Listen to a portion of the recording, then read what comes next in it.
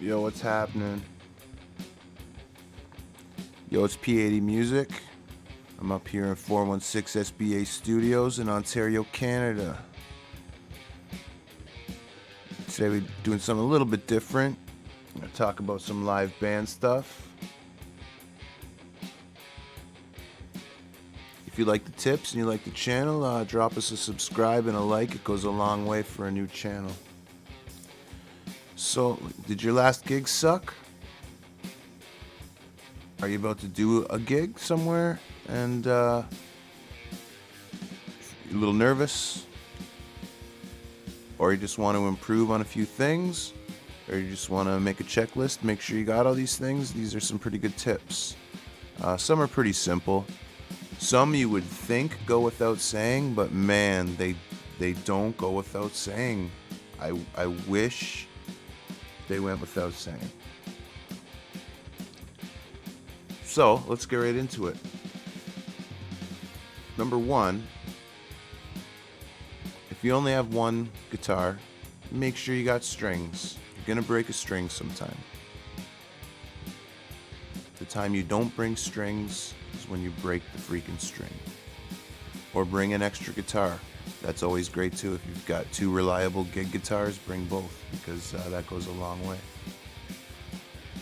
Number two, tune. Tune. Everyone tune. If you can, have the pedal tuner and check quick in between every song. If you're doing a lot of leads, doing a lot of bends, you might have went out of tune.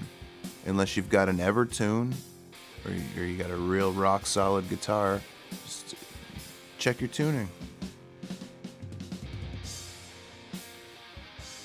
If you're using a capo, put the capo on, then tune up. Because almost every capo is going to knock you sharp. Now you're out of tune with the bass player. You could be in tune with yourself, but you got to tune after the capo. Gibson auto tuners. I'm calling that number 3. Don't use those Gibson auto tuner things. I've seen too many horrible tragedies on stage happen. It's a bad scene. 4. Get your max volume with your volume on your guitar set.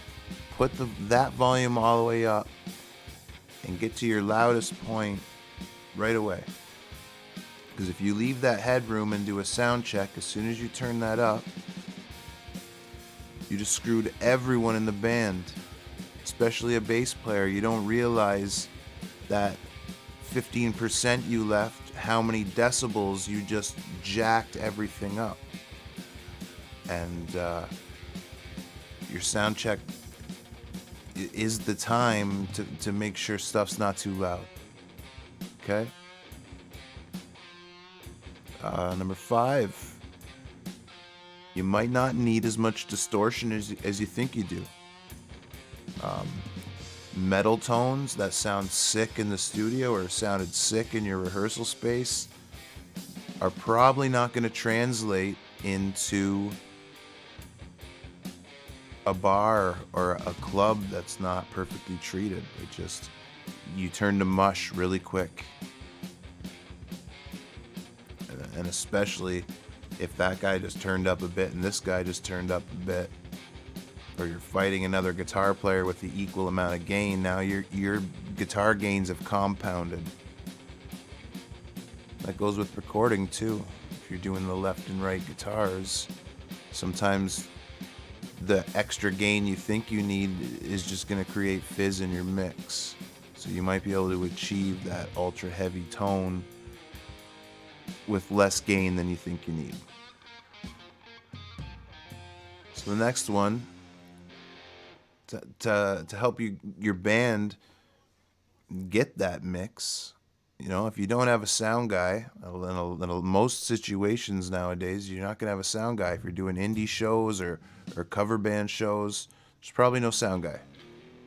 So practice as quiet as possible.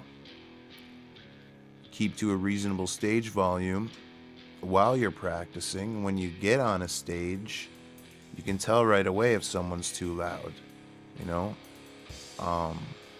Once you learn your part, you wanna be able to hear everyone, you know. If you really feel in the band you're in, you want to hear every guy perfect. And if one guy's cranked up for no reason, it kills shit. The other reason, if you do have a sound guy and one of your guitar players refuses to turn down, in order for the sound man to make a balanced mix, now he's got to turn the drums up. Now he's got to turn everything up to fight the 412 cabinet that doesn't want to turn down. Now, there's always a level that's going to start hurting people's ears. You know, we're not at a rock concert outdoors or in a big stadium. You're in a small bar, and decibel levels will start hurting people's ears. They walk by the stage and they're like, ah, because the guitars are just ripping and you're too close to your amp. The sounds can't shoot up. It's blasting right by your legs, so you're not hearing how freaking loud it is out there. So number 7, another one, record your rehearsals and watch them back with a shitty cell phone mic or a couple mics or, you know, something that you can get an idea of what the balance is. If you listen to that one microphone back from a camera and you're like, whoa, I can actually hear the bass player, I can hear both guitar players, I can hear the backup vocals, I can hear the drums, that's going to translate live. And when everyone hears everyone, you play as a unit, you play way more as a group. Where are we at? Number 8. Cover bands. If your singer has the book of songs, just go to the dollar store and buy the little sticky tabs and put the initials of the songs or alphabetical or some sort of system that the whole band's not standing there while dude's flipping pages forever. He's got to tune the guitar. Now he's flipping through pages and he wants to drink his beer. And it's like, the bar's paying good money to have you, hopefully. And I don't know. I just think it looks bad. So it's bad enough you can't remember the lyrics to 40 tunes. But I get that. I'm not saying I could. So, you know, maybe I would have the cheat sheet too. But don't make other people suffer, you know? Keep it moving. Dollar store. Tabbies. Just put the fucking tabbies on. Number 9. This is a cool one for drummers. If you don't have a sound man, you don't have means to mic a whole PA, just get one powered speaker with like a 15-inch with one microphone into your kick drum. So now your kick drum has that studio boom to it. Don't turn it up, just enhance your kick drum a little bit. Then add your bass player in, so the bass of your kick drum and the bass player have a real nice vibe to them.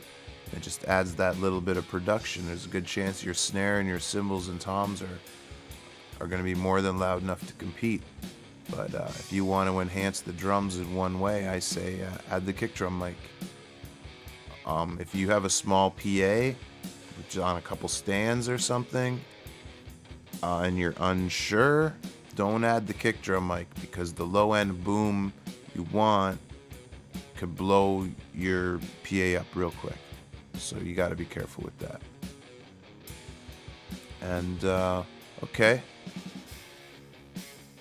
So number 10, bass players.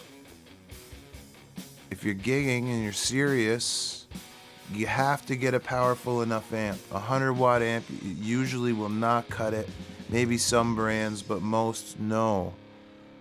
A 1990 Trainer 100-watt, no. Like an Orange Terror Bass 250, sure. if you're being DI'd through a big PA, then who cares? But if it's just you, and you need to provide the low end for your band at a bar gig, then you need a nice bass rig, you know?